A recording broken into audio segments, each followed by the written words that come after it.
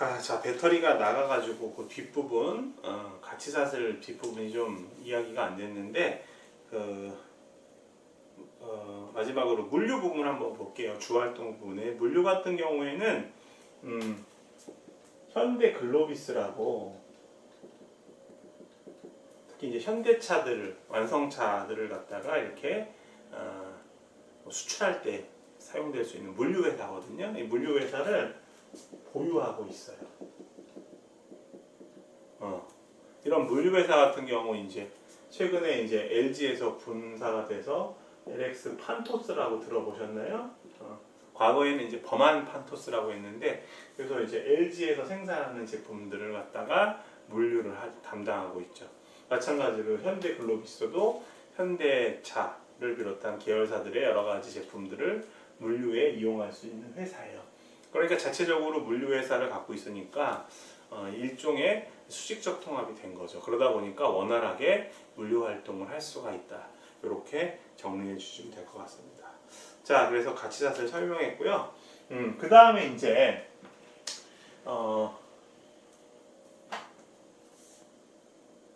자원 기반 관점의 두 가지 가정을 하나 볼게요. 하나는 리소스 헤테로지니어티. 자, 리소스 헤테로지니어티라는 말 한번 봅시다. 헤테로라는 말은 이형이라는 뜻이거든요. 서로 다르다, 이형. 그래서 우리말로 이제 정확하게 번역은 안 되는데요. 자원 이형성이라고 해요. 혹은 상이성, 서로 다르다. 그리고 두 번째는 리소스 이모빌러티. 모바일이 움직인다는 뜻이죠. 그래서 모빌러티 그러면 이동성. 근데 부정어가 이미 붙었으니까 자원 비이동성. 비이동성. 무슨 얘기냐면 자원 기반, 그러니까 지금 우리 내부 역량 분석하는 거잖아요. 그러니까 조직에 있어서 가장 중요한 역량은 조직이 보유한 자원을 가지고 우리가 파악해 볼 수 있는데, 그러면 이런 자원이 중요하다는 어떤 학설을 제시한 학자들이 자원 기반 관점의 학자들이잖아요. 리소스 베이스드 뷰를 옹호하는 학자들인데, 그런 학자들은 프랄라드하고 해멀이 대표적인데, 그런 사람들이 이제 자원의 특징에 대한 이야기를 하는 거죠. 자원은 어떤 특징이 있느냐, 그리고 우리 학자들, 자원 기반 관점에 있어서의 학자들은 어떤 이야기를 하고 있느냐. 자원은 리소스는 헤테로지니어티가 존재하고 또 한 가지는 이모빌러티가 존재한다. 이걸 좀 알아보려는 얘기죠. 그래서 자원 기반 관점이 어떻게 시작됐는지. 자, 자원 이형성이라는 거는 동일한 산업에서 활동하더라도 기업들이 서로 다른 상이한 자원과 능력을 보유하고 있다라는 거예요. 개념적으로 봤을 때 이해가 잘 안 가실 테니까 예를 한번 들어볼게요. 우리 자동차 회사 중에 여러분들 페라리라는 회사 들어봤죠? 엔초 페라리. 그죠? 그 페라리라는 사람 이름인데, 페라리 같은 경우 성능도 뛰어나지만 디자인도 뛰어나잖아요. 그죠? 그리고 우리 써봅시다. 페라리, 그 다음에 마세라티, 그 다음에 람보르기니, 이런 차들 보면 디자인이 뛰어나죠. 성능은 말할 것도 없고. 마세라티 같은 경우에는 자동차에 포세이돈에 삼지창이 들어가고, 그래서 이탈리아 자동차는 모든 제품들이 그렇지만 하여튼 디자인이 상당히 뛰어난 것 같아요. 자, 그 다음에 독일 자동차는 어떤가? 독일 자동차는 마치 독일 어떤 그런 탱크처럼 상당히 견고하고 성능이 뛰어나고, 그래서 우리가 알고 있는 벤츠라든가 BMW라든가 아우디 같은 경우, 벤츠 같은 경우에는 디자인도 상당히 많이 개선이 됐긴 하지만 BMW나 아우디는 제가 볼 때는 상당히 남성적인 자동차예요.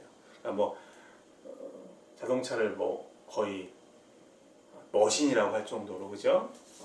상당히 성능들이 뛰어난 자동차를 만들고. 일본 자동차들은 어때요? 토요타라든가 닛산이라든가 혼다 같은 자동차를 보면 특징들이 내구성이 상당히 강하죠, 그죠? 그리고 어때요? 경차들이 많고,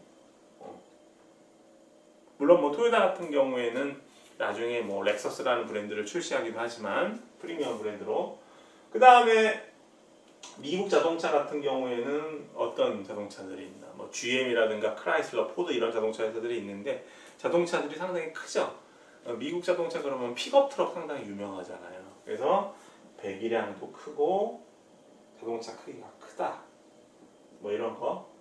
그래서 지금 제가 말씀드리는 거는 뭐냐면 같은 자동차 산업에서 이렇게 활동하는 기업들, 뭐 특히 이제 국가적으로 비교를 해봤지만 이태리라든가 독일이라든가 일본, 미국 자동차의 특징들이 다 다르다. 아무래도 이탈리아 쪽에서는 디자인을 강조하다 보니까 자동차를 만들 때 디자인을 담당하는 사람들이 그런 인력들이 상당히 많겠죠. 그죠? 독일 같은 경우에는 예를 들면 뭐 상당히 공학적으로 뛰어난 학자들이 많겠지. 그리고 거기에 엔지니어들이 많겠죠. 그죠? 일본차 같은 경우도 내구성을 갖다가 상당히 강조하니까 관련돼서 제품을 튼튼하게 만드는 데 역점을 두겠죠. 그래서 이런 것들이 이형성이라는 거예요. 똑같은 자동차 산업에서 활동한다고 하더라도 조직이 보유하고 있는 자원과 활용 능력이 서로 다 상이하다. 자, 그 결과 이런 어떤 상이성들은 어떻게 돼? 다른 기업들한테 트랜스퍼 될 수 없다. 이게 바로 이전될 수 없다라는 게 바로 자원의 비이동성이라는 거예요. 이해되셨죠? 그래서 이제 그럼 우리나라 현대차는 어떠냐? 현대차 같은 경우에는 일본 자동차랑 여러 가지로 이제 발전의 궤를 같이 하죠. 일본 자동차 같은 경우 이제 이르기는 50년대 후반부터 그래서 70년대 일본 자동차들 점유율이 점점 높아지죠. 미국 시장에서. 그리고 특히 토요타의 코롤라 같은 자동차들은 미국에서 대박을 치거든요. 그래서 좀 대중적인 차, 그죠? 그 다음에 일상적인 차들을 많이 판매했다가 토요타 같은 경우는 1989년에 렉서스라는 그 프리미엄 브랜드를 출시를 해요. 현대차도 2008년도에 제네시스라는 브랜드를 출시하죠. 제네시스라는 자동차 프리미엄 브랜드. 그래서 이제 자동차만 출시했다가 뭐 2015년대는 이제 15년도에는 제네시스의 어떤 정통 매장도 만들어 놓고 그죠? 18년인가 대치동에 수서에도 하나 있는 것 같던데. 그래서 제네시스라는 프리미엄 브랜드를 상당히 이제 강조하고 있는데 현대차 같은 경우에는 상당히 이제 대중적인 차를 특히 이제 미국 시장에서 대중적인 자동차를 갖다 판매하는 회사였는데 이런 프리미엄 브랜드로 이제 이행하는 게 쉽지는 않죠, 그죠? 지금 이제 현대차가 많은 발전을 했는데도 아직까지도 인지도 면에서 독일 3사라든가 렉서스라든가 뭐 이탈리아의 유명한 브랜드 자동차들과 비교해 봤을 때는 아직까지는 조금 더 열심히 노력해야 되는 단계다. 이런 거 많이는 같지만 이런 것들이 우리가 이제 자원 비이동성을 통해서 우리가 파악해 볼 수 있는 예시라고 할 수 있어요. 프리미엄 브랜드로 이행하기 위해서 상당히 어렵다. 그죠? 그래서 결론을 얘기하면 자원 상위성 때문에 결과적으로는 기업들마다 어떤 가치사슬 단계에서 경쟁 우위를 갖고 그리고 비이동성 때문에 어떤 내부 역량을 파악하기 어렵다. 그래서 자원을 가지고 경쟁 우위의 원천으로 삼는 것이 타당성이 있다라는 걸 얘기하고 있어요. 자원 기반 가정의 두 가지를 통해서. 자, 그래서 그 다음 페이지 보면 자원 기반 관점에서 그럼 도대체 이 자원의 어떤 상위성과 비이동성의 전제하에 가정하에 그러면 조직의 내부 역량을 파악해 볼 수 있는 기준은 뭐냐? 앞전에서도 말씀드렸지만 반이라는 학자가 제시한 VRIO의 어떤 관점이 있다라는 거예요. 자, 첫 번째는 V는 뭐냐면 조직이 보유한 자원의 가치예요. 자원의 가치. 조금 더 포함하면 활용 능력까지 포함해서 자, 가치사슬 분석을 통해 특정한 기업이 특정한 가치사슬에 강점이 있고 그리고 강점이 있는 경우 핵심 역량이 있다고 파악해 볼 수 있다. 조금 전에 뭐 우리 그 원유가 우리 소비자들에게 전달되는 과정을 가치사슬 통해서 한번 우리가 봤었잖아요. 그죠? 탐사, 뭐 다시 한번 써볼게요. 시추, 그 다음에 뭐 운반, 정제, 이런 과정이 있다고 하면 정제 같은 경우 조금 전에 뭐 어디가 잘한다고 그랬어? GS 칼텍스가.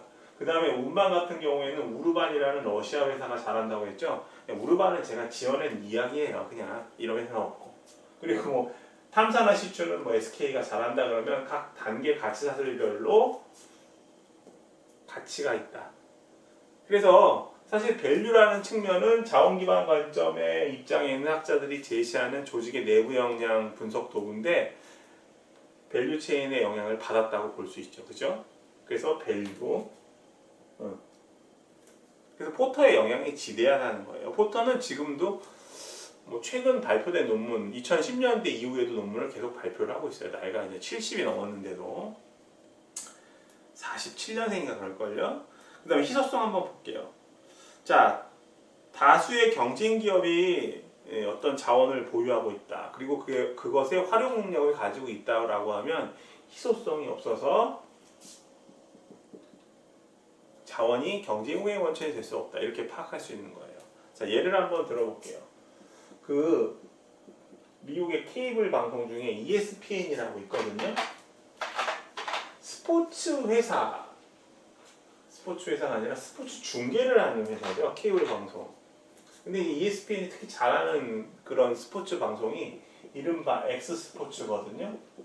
익스트림 스포츠. 그래서 뭐 스카이다이빙이라든가 아니면은 뭐 하프파이프에서 뭐 이렇게 스노보드 같은 거, 뭐 공중제비하고 이런 거 있잖아요. 그런 것들을 촬영을 하는데 스카이다이빙 같은 경우에는 이게 어때요? 리얼한 어떤 그 액션을 찍으려면 이렇게 비행기가 이렇게 있으면 여기서 이제 뛰어내리고 카메라맨이 비행기에서 떨어지는 거 찍어봐야 점점 멀어지니까 생생한 스카이다이빙 동작을 담을 수가 없잖아요. 그래서 이 촬영하시는 카메라 감독도 같이 뛰어 있는 거예요.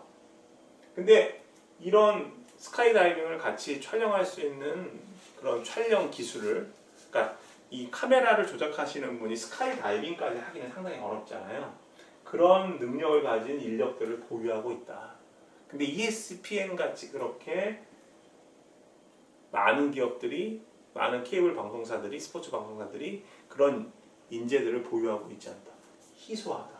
그러니까 자원이 기본적으로 핵심 역량으로서의 작용을 할 수 있으면, 그래서 경쟁 우위가 발생된다고 한다면 가치가 일단 있어야 되고, 그다음에 두 번째로 희소해야 된다는 거예요. 그리고 세 번째는 뭐냐면은 모방 가능성. 우리가 보통 이미테이션 그러잖아요. 그래서 이미테빌러티라고 이야기를 해요. 모방 가능성. 따라하기가 쉽냐 어렵냐. 따라하기가 쉽냐 어렵냐. 다른 기업들이 따라하기가 쉽냐 어렵냐. 예를 들어서 삼성전자의 어떤 기술력을 다른 기업들이 따라하기 쉽다고 한다면 이것은 어때요? 경쟁 우위를 금방 잃어버리게 되잖아요. 그죠? 그래서 어떤 기업이 보유한 어떤 자원이나 그것의 활용 능력은 쉽게 모방을 허용해서는 안 된다는 거죠. 그리고 모방이라는 게 그렇게 쉽지가 않죠. 그렇죠? 자, 모방이 어려운 이유를 말씀드릴게요. 조금 전에도, 그러니까 이 모방 가능성은 자원의 어떤 그런 비이동성하고 관련이 있는데, 현대차 같은 경우 제가 말씀드렸잖아요. 제네시스라는 프리미엄 브랜드를 출시를 했는데 2008년도에 그런 것들이 이제 독일 3사 아우디 벤츠나 BMW 같은 경우에 이제 거의 대등하다고 보기에는 아직까지는 좀 어렵다. 많이 비슷해졌지만 워낙 다른 기업들보다 많이 쫓아갔긴 했지만 좀 어렵다는 이유를 말씀드리는 건 뭐냐면 두 가지가 있다는 거예요. 모방하기가 쉽지가 않아요. 모방한다는 게 나쁜 것만은 아니죠, 그죠? 우리 삼성이나 LG 그 가전 제품 같은 경우도 사실은 지금 이제 견고한 위치를 갖고 있지만 사실 그 전까지는 다른 기업들이 갖고 있는 기술력들을 쫓아가기가 바빴을 거예요. 그래서 모방이라는 말은 그대로 복사한다는 개념이 아니라 따라간다라고 보면 될 것 같아요. 마켓 팔로워로서, 그죠? 근데 그 이유는 뭐냐면은, 그게 어려운 이유는 뭐냐면, 이걸 이제 극복하면 상당히 이제 경쟁 우위를 갖게 되는데,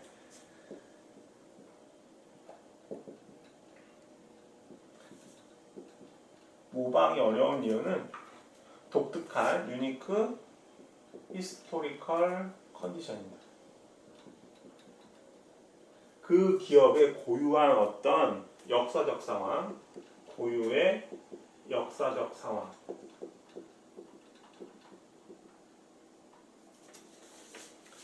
자동차 같은 경우에는 BMW나 벤츠 같은 경우에는 자동차를 만든 게 100년 이상이 됐잖아요. 근데 현대 같은 경우에는 불과 한 50년이 채 안 되죠, 그죠? 그러니까 당연히 고유한 역사와 전통 때문에, 그죠? 모방하기가 쉽지가, 따라가기가 쉽지가 않고요. 그 다음에 우리가 흔히 말하는 이런 뭐 명품 같은 경우 봅시다. 뭐 예를 들면 루이비통이라는 명품 있잖아요. 이름 있는 루이비통 같은 경우에는 루이비통이라든가 뭐 이런 제품, 뭐 샤넬 이런 제품 엄청나게 비싸죠, 그죠? 이 백 같은 경우 보면 예를 들면 제가 뭐 이탈리아에서 생산되는 동일한 가죽을 가지고 이탈리아에서 한 10년 정도 가죽을 가공하는 기술을 갖고 우리나라에서 이제 와서 창업을 해요. 우원스 백 해가지고 제품의 어떤 그런 재질이라든가 완성도만 봤을 때는 루이비통 샤넬에 뒤지지 않아. 현대가 지금 그렇죠, 그죠? 현대자동차가. 근데 사람들의 인식은 어때요? 우원스백이라는 경우에는 아무래도 역사적 전통이 없잖아요. 이탈리아 자동차 같은 경우 뭐 람보르기니, 마세라티 이런 경우 상당히 오랜 역사를 갖고 있잖아요. 이탈리아의 어떤 브랜드들을 보면, 그죠? 자동차 브랜드 말고 그런 면에서 상당히 따라가기가 어렵다라는 거. 두 번째는 코절 앰비규어티라는 게 있어요. 죄송해요.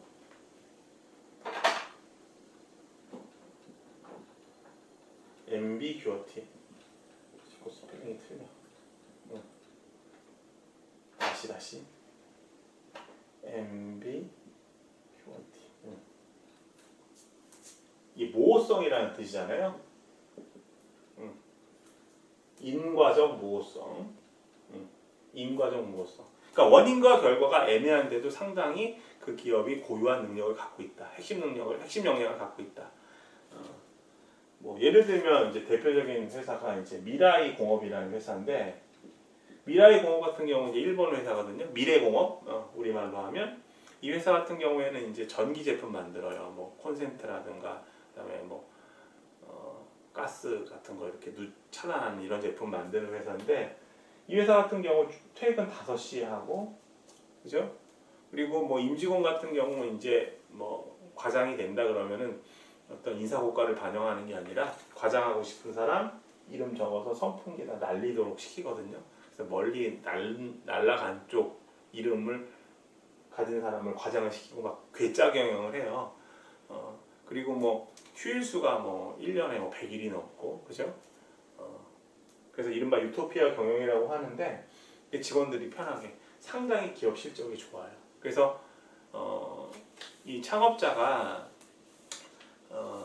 야마다라는 분인데, 그분이 이제 돌아가신 지가 꽤 됐는데, 그분이 철학이 직장이 참 편하고 내가 일하고 싶은 쪽이어야, 내가 일하는 쪽, 우리 집같이 편안해야 여러 가지 창의가 발산돼서 일을 제대로 할 수 있다라는 철학을 가진 분이거든요.